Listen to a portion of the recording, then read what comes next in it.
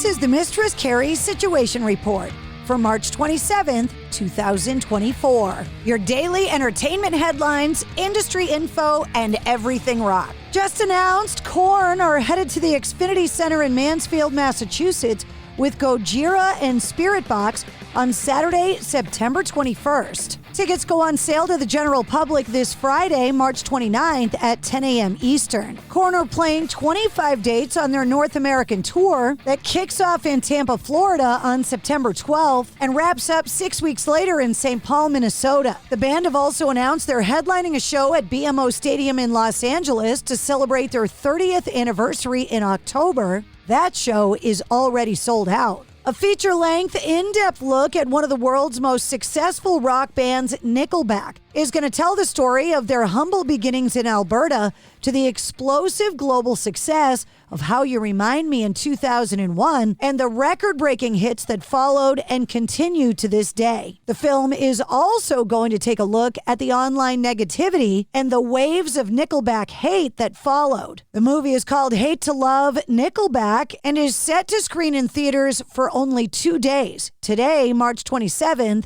and March 30th. You can go to nickelbackfilm.com for details. During a recent appearance on the latest episode of Drinks with Johnny, the internet TV show hosted by Avenged Sevenfold bassist Johnny Christ, Zakk Wylde spoke about his involvement with the reformation of Pantera, saying, quote, "Yeah, we just got together and did some rehearsals down in New Orleans, and we've been rolling ever since. We just did Madison Square Garden. It was great. So just looking out every night and seeing people taking a trip down memory lane, the people that have seen the original Pantera.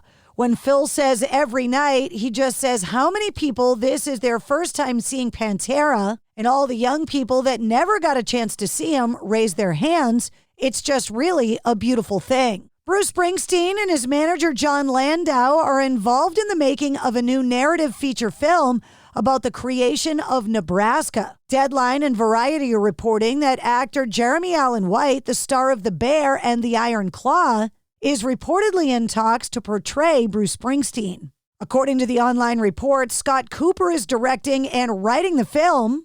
The movie is reportedly titled Deliver Me From Nowhere and is adapted by Warren Zane's book of the same name. The list of musicians and actors appearing in the long-awaited This Is Spinal Tap sequel continues to grow. Lars Ulrich from Metallica, Chad Smith from the Red Hot Chili Peppers, and Fran Drescher are all now reportedly making an appearance in the forthcoming mockumentary. Drescher is reprising her role as publicist and hostess with the mostest, Bobby Fleckman. Other additions include Don Lake from The Bonnie Hunt Show, John Michael Higgins from Best of Show, Jason Acuna from Jackass, Nina Conti from Family Tree, Griffin Matthews from The Flight Attendant, Kerry Godleman, Chris Addison, and comedian Brad Williams. Paul Schaefer is set to return as the record label promotion rep Artie Fufkin, and previously announced cameos from Sir Elton John, Sir Paul McCartney, Questlove, Garth Brooks, and Trisha Yearwood are also expected. Production on the film has already begun in New Orleans. The original Spinal Tap movie was released 40 years ago this month in March of 1984. In a new interview with producer and YouTuber Rick Beato, Tool drummer Danny Carey spoke about the evolution of the band's songwriting process,